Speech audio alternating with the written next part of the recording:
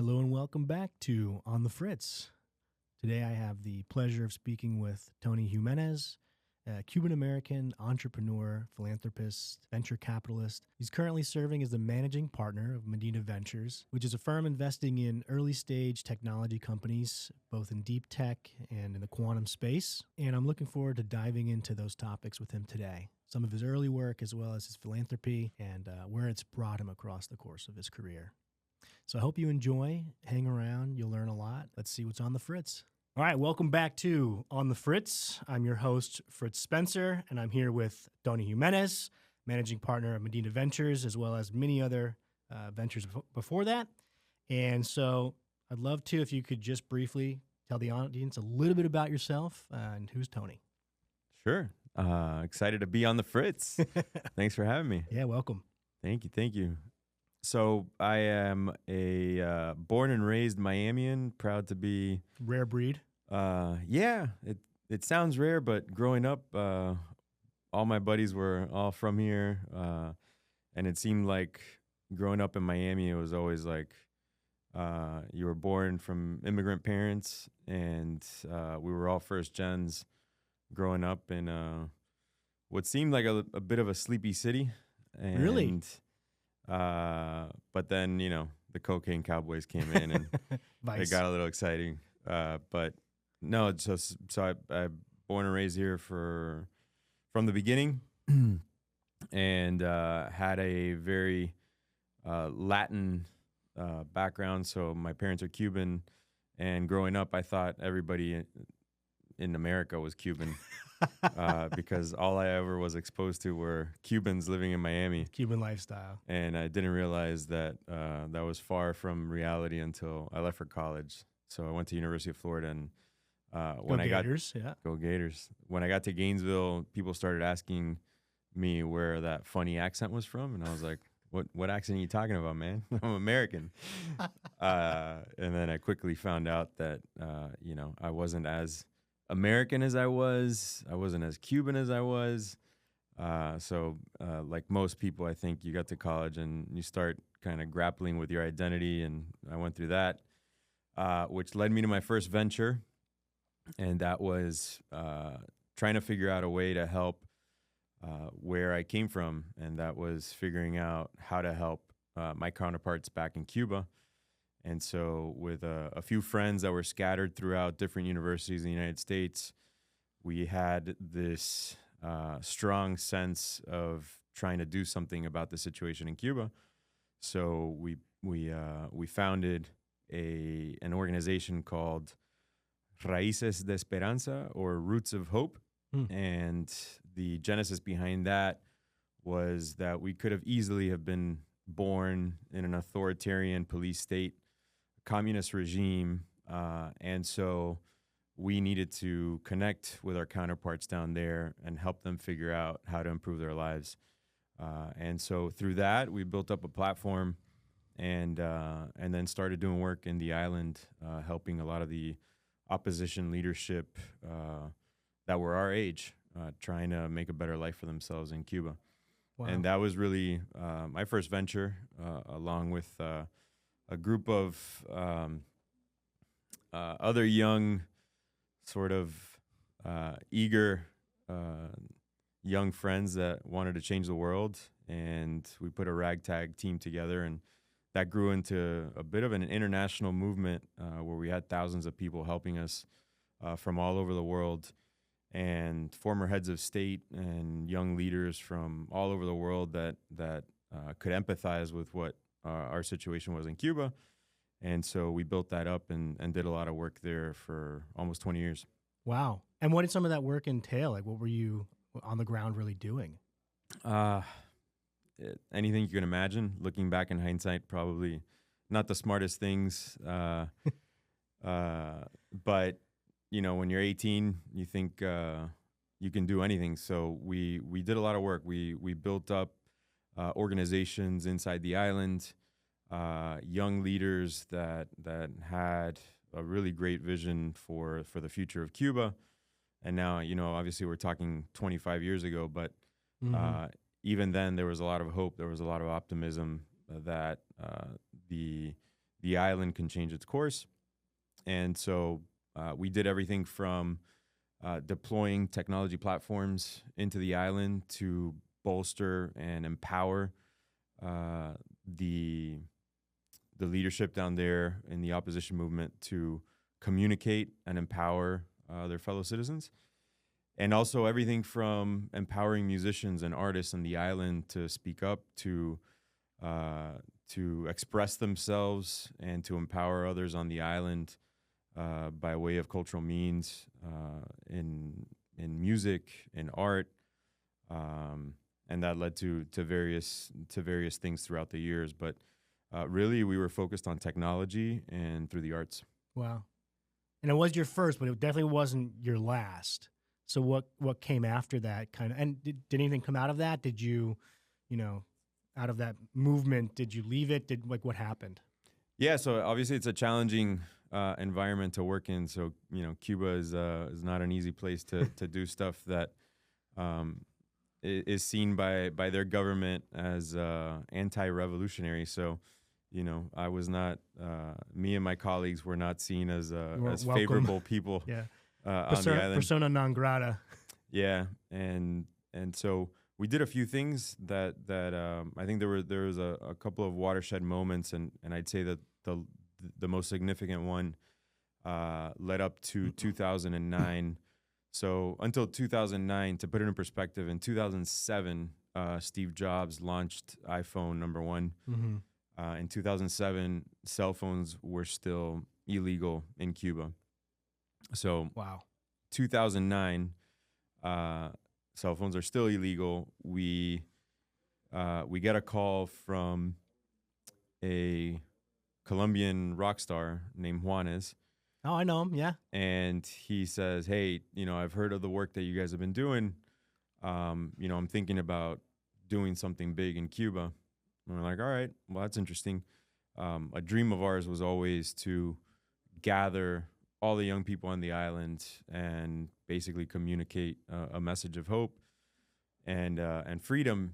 And it looked like he was offering to do that. So we met with him, and it seemed like he had the best of intentions. And we agreed that we would help him basically produce and organize this concert. And so, wow.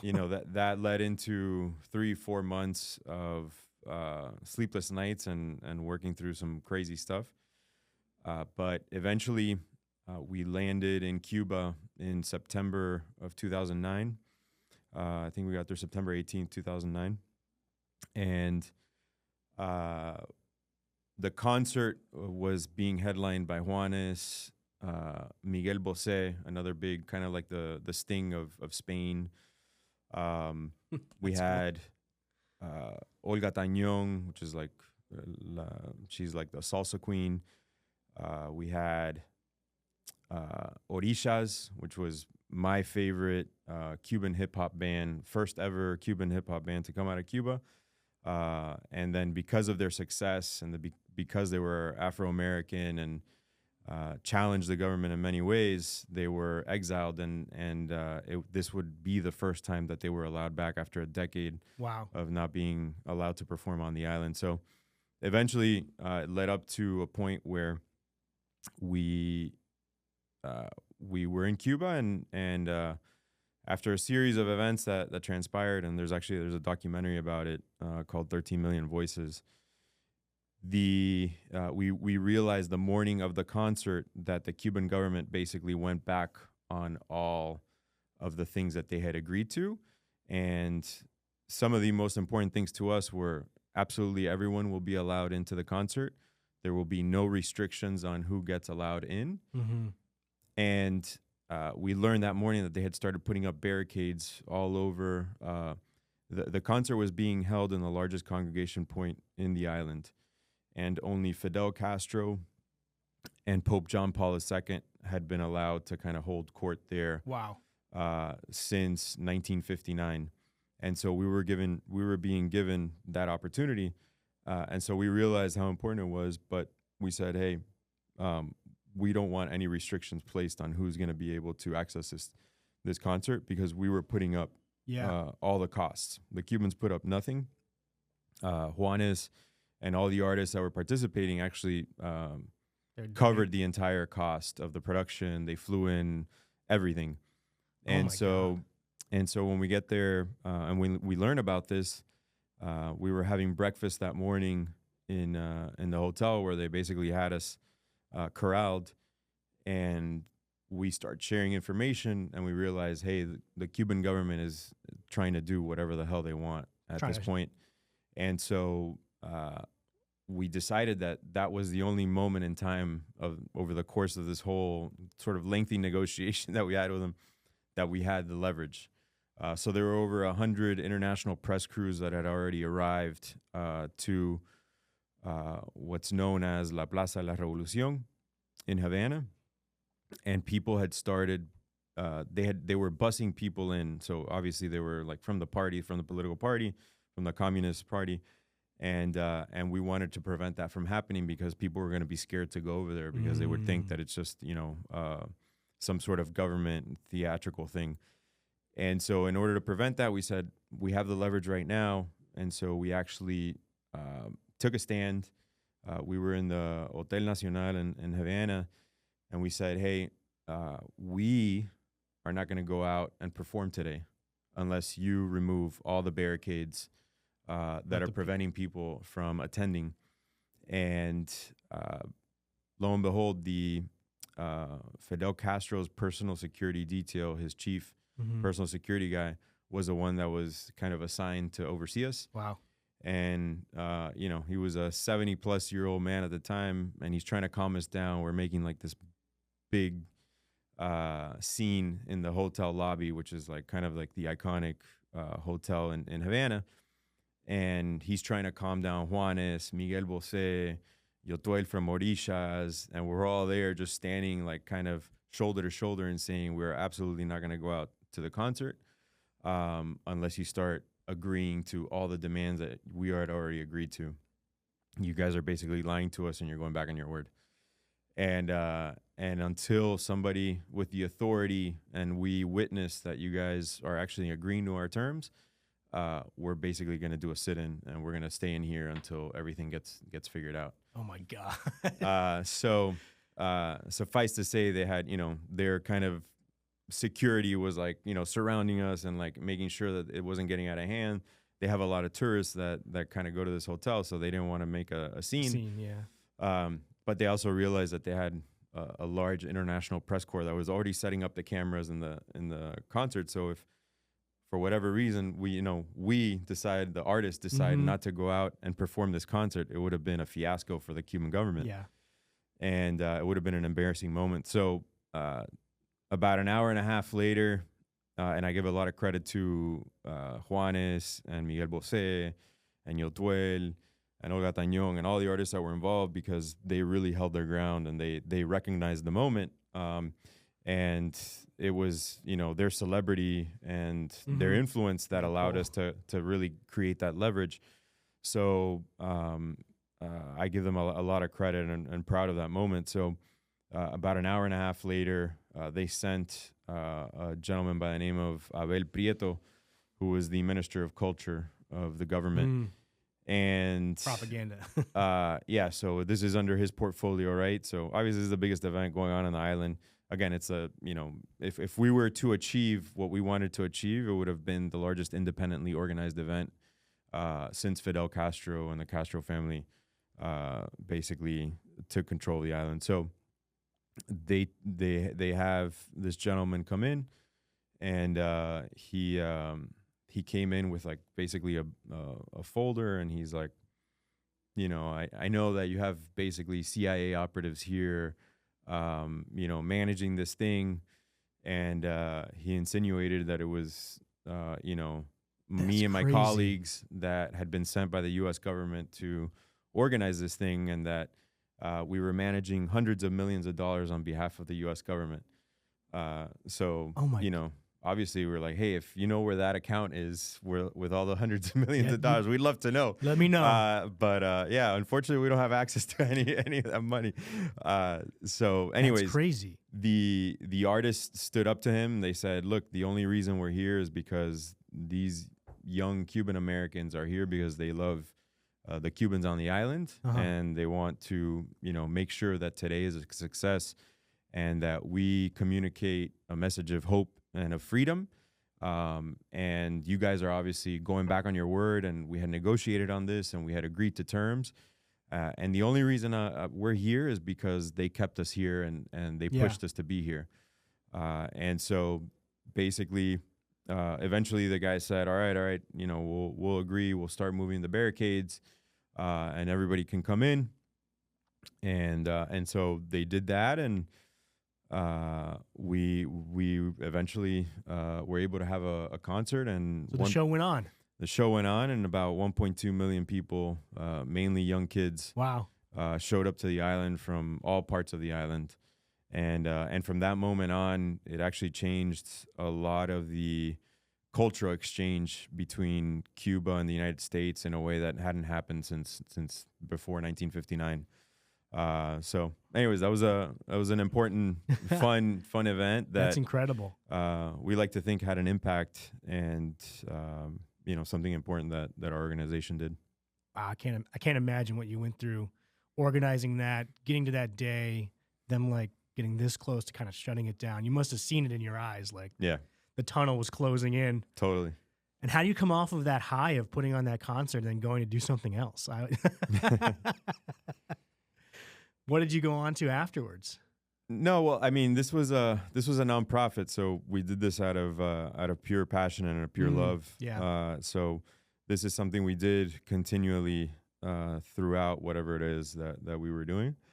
And so I started my career in government. I worked for President George W. Bush in the White House in his re-election campaign, and then for the Secretary of Commerce. Love W.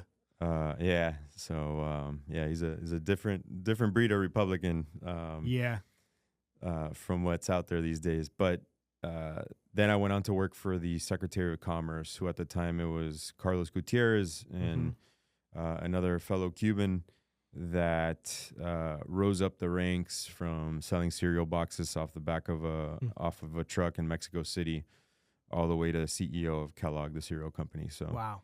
Got to work with him for a couple of years, and he was a great person to work with. Wow, that's an incredible resume. And so you went down these quite a few different paths, it sounds like. Which one led you to like more, I guess, of your career? Yeah, I think it goes back to my first foray into building an organization that was with Roots of Hope. When we first started deploying technology into Cuba, and I saw firsthand the impact and the empowerment that generated on the island, and the power that technology had with a young population and really impacting hundreds of thousands of people at once. That's what kind of sparked my love for tech. And then I've basically kind of pursued something within technology throughout my career. So really, I feel like the only job I've really had was that first time that I was in government. And then after that, it's been very entrepreneurial and always having to do something with technology. So you stopped clocking in after the government work and started moving over to tech. And now I know you founded a company called Just One Ingredient, right? Yep. And that was from what I've been told, at least a big success. Can you tell me a little bit about that journey? Sure. Yeah. So Just One Ingredient, or Joy, it's spelled Joi. It started out as a lifestyle thing. So I was, I think as most techies, fan of Steve Jobs, and I wanted to do an MBA. I had kind of been in my career now for a few years, but felt that I wanted to do something unique and different. And after doing some research on how Steve Jobs kind of embedded innovation into his company, I learned about something called human-centered design, or design strategy. And essentially, Steve would go out and hire this consulting firm in the Bay Area. And it was led by a gentleman named David Kelly. And David Kelly and his partners were kind of the the fathers, if you will, of human-centered design. And essentially what human-centered design is it's a lean methodology or lean principle, but what you do is you take the mystery out of innovation, and what you do is it's a very process-oriented formula to embed innovation into your organization or to unlock some unknown that you're trying to achieve in order to create something unique and new in the market. The consulting firm that kind of gave birth to that is now called IDEO, and IDEO designed an MBA course at a little known university in San Francisco called California College of the Arts, and they basically had an MBA in design strategy. So I decided that's what I wanted to do. I wasn't really interested in kind of just going to do an MBA for a networking thing. I actually wanted to learn something new. And I went and enrolled in that program. And so I spent about 2 years in San Francisco doing that. And throughout that process, they basically, you learn the process of human-centered design. And I was vegan at the time and very passionate about kind of health and wellness. And I wanted to figure out, so I was making my own almond milk at home, basically at this point, it was like twice a week. And it's kind of like just like a really clunky process. And the reality is that the boxed plant-based milk that you buy in a grocery aisle is 98% water, additives, gums, binders, fillers, preservatives. And usually if we're talking almond milk, specifically almond breeze or silk, it's roughly 2% actual almond. And so you're basically drinking flavored water with a bunch of other crap in it so that it can withstand the shelf life. So that's why I was making it at home. When you make it at home, you control the ratio of the almond content you get, and you're actually getting fiber and you're getting all this good stuff, and it actually tastes delicious. Yeah, it tastes wildly different from what you drink in the grocery aisle. So I wanted it's roughly a 24-hour process because you have to soak almonds overnight. I would actually peel the almonds, take the skin off. Like by hand? Yeah, it's yeah. Seems like a lot of work. It's a lot of work, and so I wanted to figure out how do I give people access to this really high quality product that's good for you, tastes delicious, and very healthy, versus having everybody kind of go through the process that I'm going through.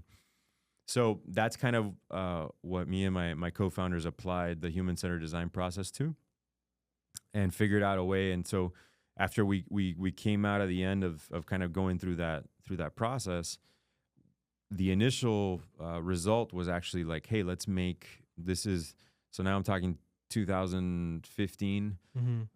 Let's make a machine that you basically just dump almonds in and then does all the manual basically labor. Like magic, yeah, exactly. Does all the labor that I was talking about, and out comes fresh homemade almond milk without all the fuss.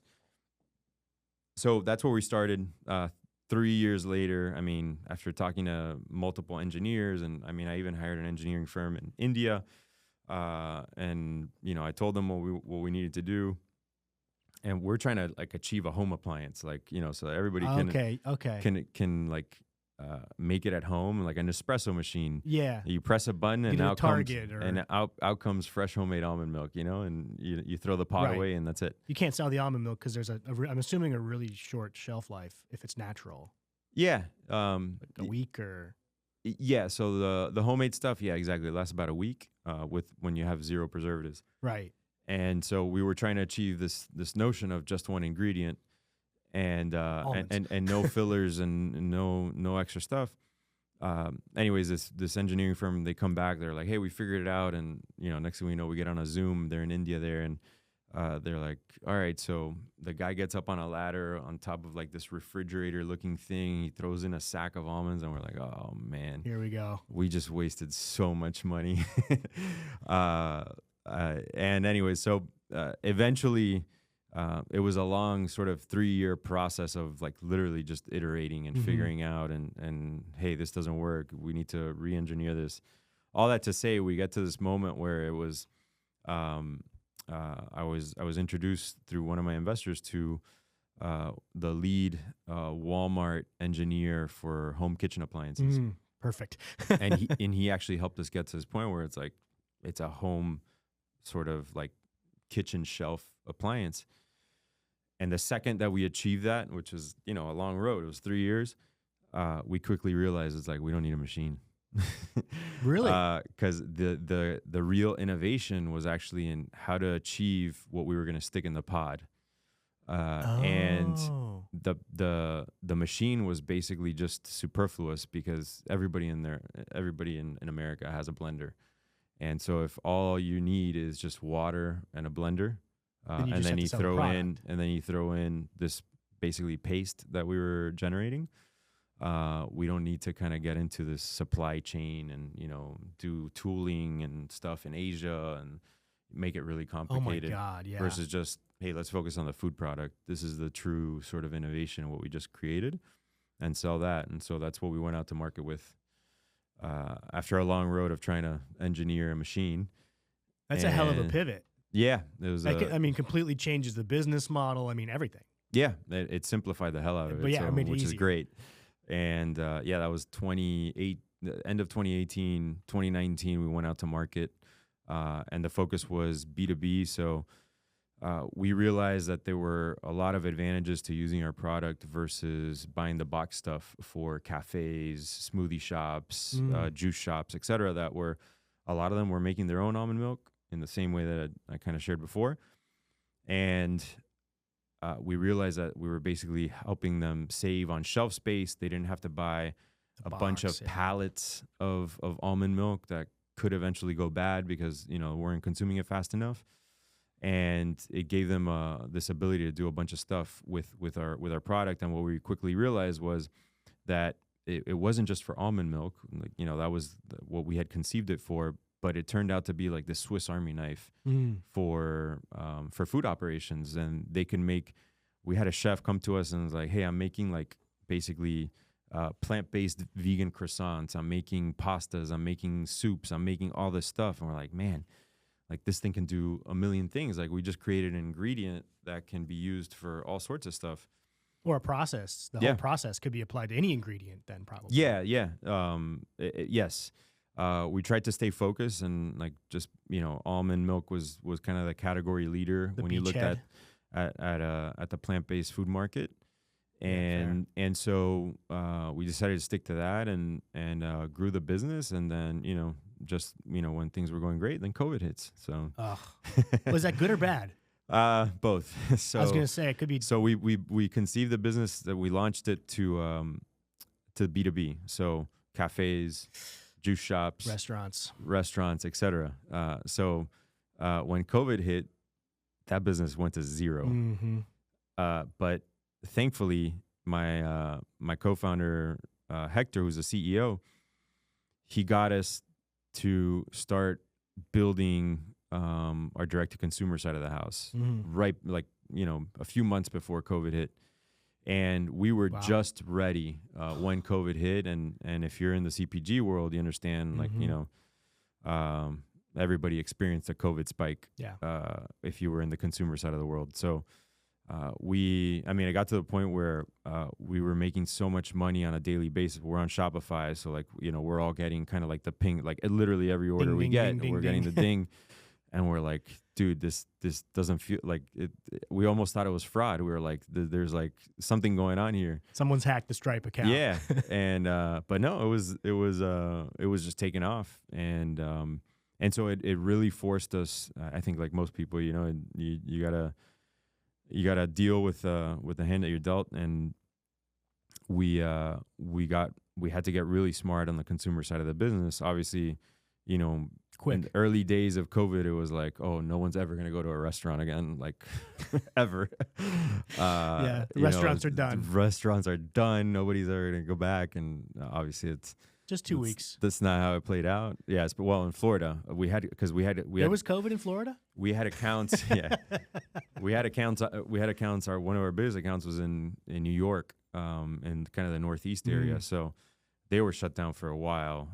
We had accounts all over the country. So, Florida was definitely in a league of its own. But eventually, we were last to close, first to open. Yep. Yeah.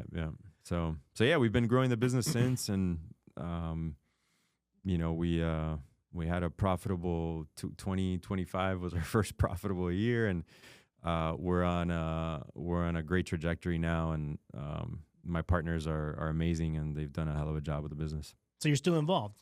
Yeah, not on a day-to-day. We have operations. But more I'm on the board and kind of more on the strategic side of things. And that's another hat you're wearing too with Medina Ventures is the MP hat. You're actually the managing partner there, right? Yeah. So does that also tie in? Is that related to, or is this completely separate? This is completely separate. So what we do at Medina, what are you not doing? What we do at Medina Ventures is very much more on the tech side of things. So we're a dual use deep tech early stage fund, and everything we look at has an application around. So we kind of look at the world into two buckets with an overlay of cybersecurity on everything that we do. So the two buckets are obviously AI, and the other is quantum. And so we specialize in what our founding partner likes to say, the unsexy side of the house in AI. Behind the door. Yes, it's behind the door. It's we're kind of in the utility door, and and we're looking at software infrastructure that enables the network and the environment for enterprise and government. So we're looking to invest in founders and companies that are innovating to enhance, optimize, and lower the cost of an AI-first infrastructure. So, best way to think about it, it's like, we're looking for innovation around people that are trying to figure out how to lower the energy input, how to increase the efficiency, and how to ultimately lower the end user's cost to access AI. And we believe that AI has two fundamental challenges to it right now. One is what I just described, the energy input, and what is seemingly now an infinite sort of need for data centers to be developed. And I'm not just talking about regular data centers. I'm talking about like multi-football field size data centers, the megawatt centers that obviously consume a massive amount of energy. So that's what we call the big problem in the physical sense, and then the little problem and also in the physical sense is the fact that Moore's law is essentially coming to expiration. And so Moore's law is this notion that semiconductor transistors are being halved every 18 months in perpetuity. The reality is that just by sheer physics, that will not happen in perpetuity. But to give a sense of where we are today, over a year and a half ago, we were roughly at 3 nanometer sized semiconductor chips. We're close to 1 nanometer is kind of where we're at today. And it's going to be pretty difficult to get beyond that, just by sheer physics and kind of our own human understanding of how to make something smaller than that. So those are kind of like the two fundamental problems that we see at a macro level with AI. And we want to invest in folks that are either conceiving a new paradigm within AI to create efficiencies around that and not have such high energy demands. And also optimize for the infrastructure in an AI-first world to process and compute on GPU. But we also believe that there's kind of a next phase to this, and that's a new paradigm, which is quantum and quantum technologies. So we're really excited about that because the the promise of quantum can solve for a lot of these things, and not just solve for the technical challenges, but also enhance AI in a really powerful way and help us unlock things like finding cures to cancer and finding solutions to climate challenge, finding solutions to unlocking and discovering materials that we haven't been able to use before as humans. So there's a great promise in quantum, and it's moving really fast, much faster than what most people think. And we're talking to a lot of founders that are kind of leading in that space. Yeah, that's interesting. I mean, the last time I really dove into quantum, there was like maybe 3 computers in colleges that were just trying to get cold enough to function. Is that gotten better since then? Yeah. So there's when you're talking about quantum, it's a spectrum, and what you're talking about is on the computing side, which is obviously that's kind of where everything originates when you're talking about quantum and quantum computing. So the usual suspects are the guys that are leading in quantum computing right now. So Google, Microsoft, IBM, Honeywell, AWS, all the platforms that you think would probably have a quantum team, they do, and they've been spending billions of dollars on it for in Microsoft's case, that's close to 20 years. And they have different modalities. So, quantum is not just one sort of one paradigm fits all, or one paradigm will result in success. The biggest challenge of quantum computing is the engineering that goes behind it. So the science has been proven. Now the world is trying to figure out how to engineer this thing to scale so that we can achieve the end result that we know quantum can produce. So I'd say, and what's happening right now in the world is this is very much kind of our modern day arms race. And our government, along with our sort of allied nations, are in a sort of all-out sprint right now, trying to achieve what is known as quantum supremacy. One of the big reasons we're trying to achieve quantum supremacy is because there is this, not just a theory, but it's pretty much been documented. So bad state actors or other state actors are essentially going around. So one of the biggest challenges of quantum is the threat that it brings too. And one of the threats that it brings is that it will potentially decrypt all of our encrypted environments. So all of our encrypted environments, so I'm talking about, everything from your iPhone to your bank account to our U.S. nuclear codes, nuclear facilities, et cetera, are all kind of encrypted with essentially they're factoring algorithms that are long strings of factoring digits that are constantly changing and are very difficult to decrypt using classical compute or AI. And so if the idea that if you do achieve quantum supremacy, quantum computers will be able to decrypt those encrypted environments. So obviously, you can go down a rabbit's hole on thinking some pretty bleak things there, but yeah, quickly. So the challenge is, all right, right now we believe that other countries and other bad state actors are basically going around and essentially taking a picture of our encrypted environment now, so storing now so that they can decrypt later. And our government has actually started a process over 6 years ago to transition all of our federal agencies to have a post-quantum safe protocol in place. And so there are post-quantum safe algorithms available now that have been kind of approved by our government. And so that's one of the biggest threats from a national security perspective that we're spending and investing a lot of dollars on right now to ensure that we are protected against a quantum attack. That is, if we don't achieve it first. Kind of imminent, Yeah. And so there are a lot of challenges around quantum. Like, for instance, in the United States, we're only graduating, I think, 53 quantum physicist PhDs a year right now. That seems high. It's very low.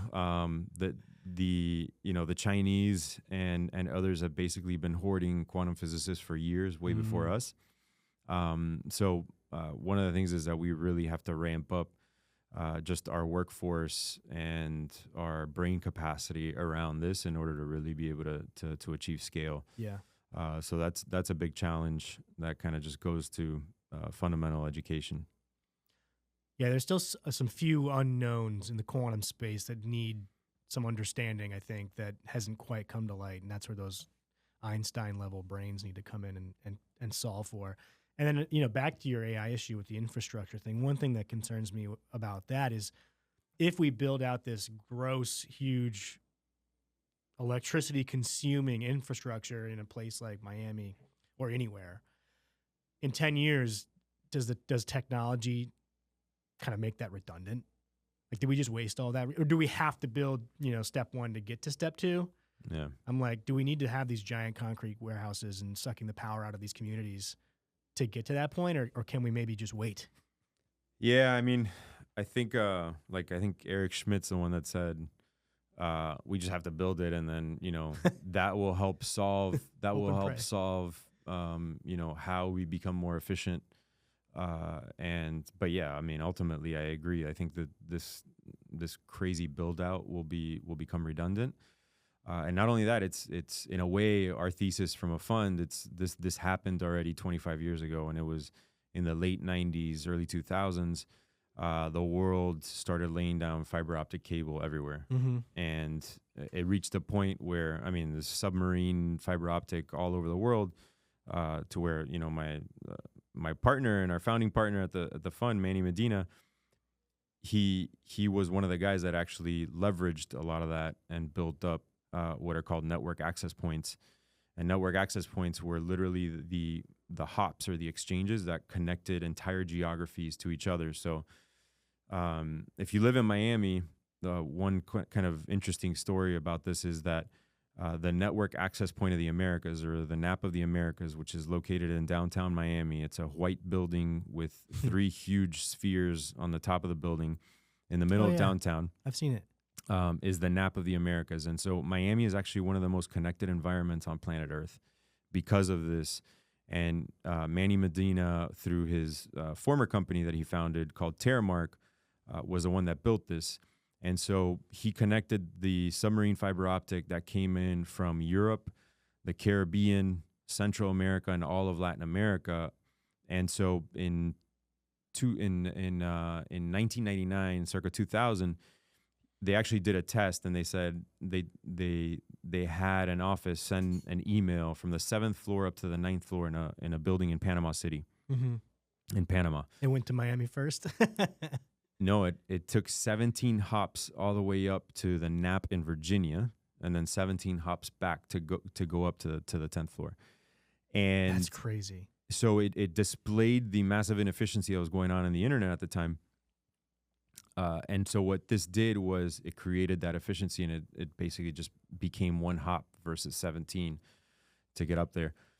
The other thing that's interesting about the NAP is that Manny didn't just want to build this exchange point, which is basically, it was a place where all the telcos at the time, they were the ones that controlled all these lines, and then they distributed it out last mile to their end users. He wanted to build a next generation data center around it. So that's a 750,000 square foot facility. And what happened, that's huge. He finished building it in July, August of 2001. So a couple months before, it was March 2001, the .com bubble burst. So he had gone all in. He was a real estate developer and decided he wanted to make a play into this internet wave. Didn't know much about tech, but he knew, hey, look, if this internet thing that they're talking about does 5% of what they say, it's going to be massive.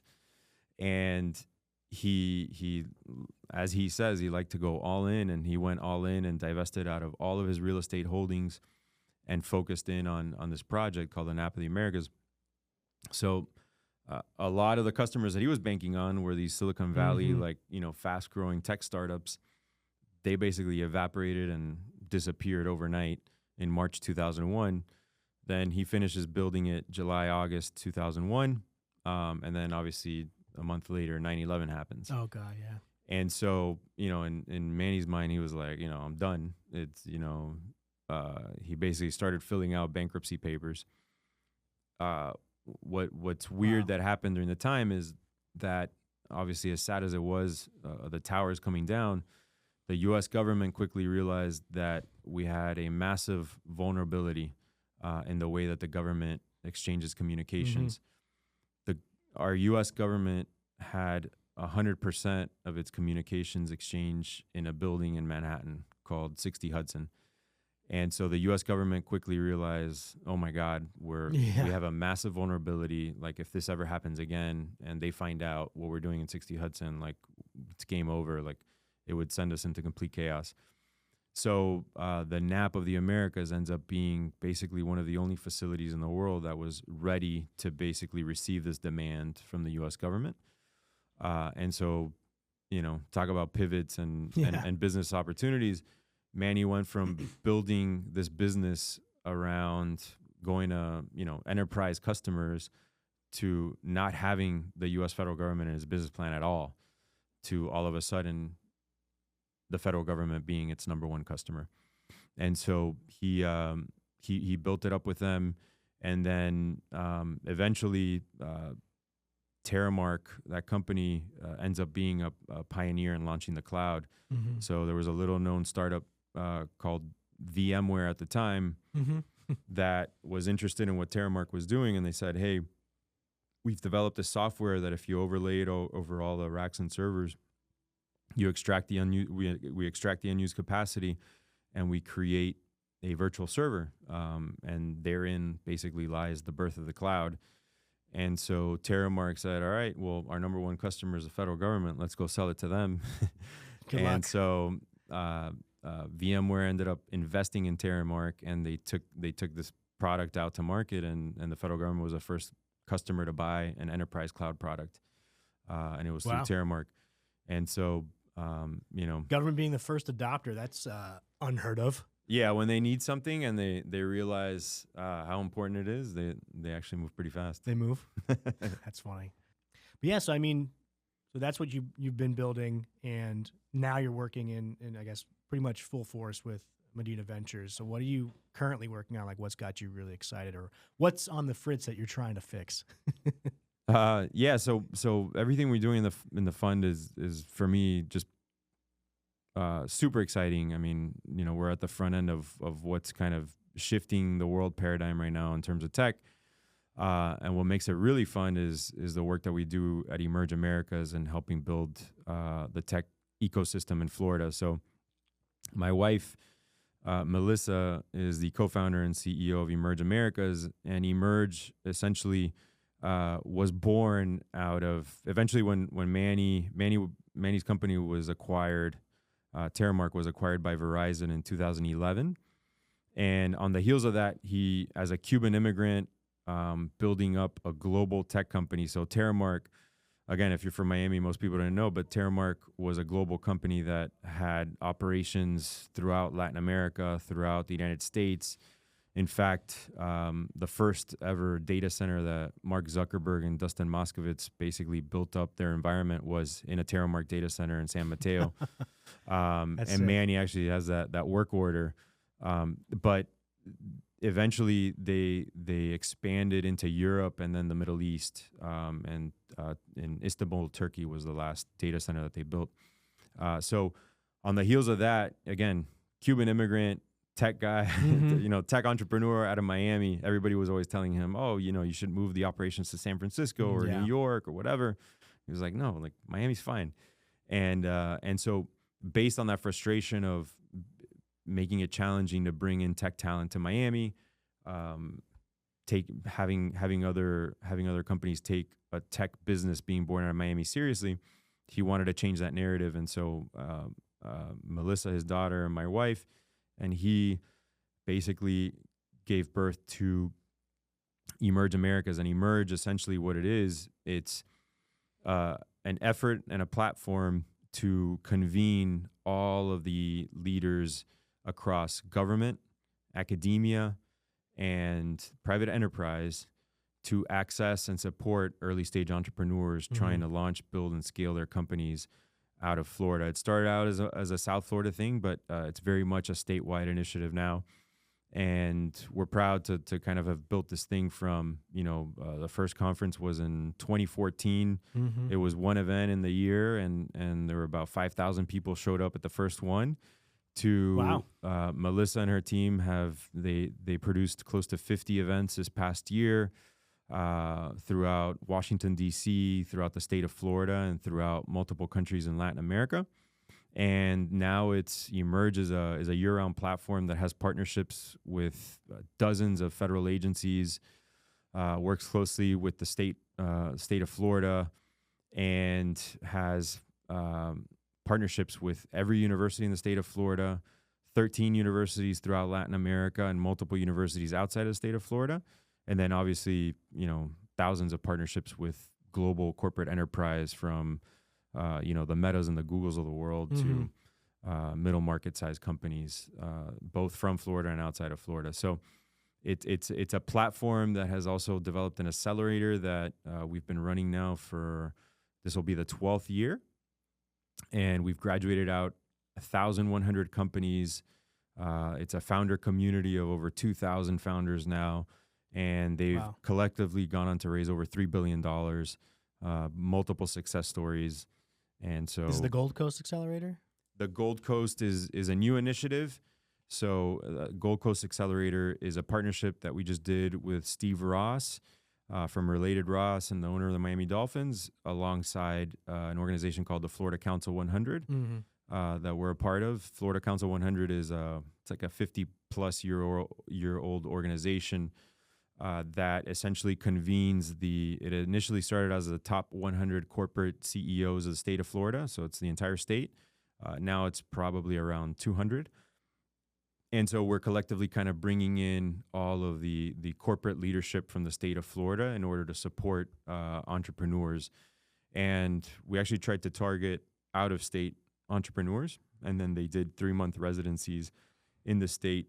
Steve Ross and his team did a fintech accelerator out of Palm Beach, and we ran a dual use and defense one out of Miami, and it was highly successful. And so we'll be doing a lot more of that.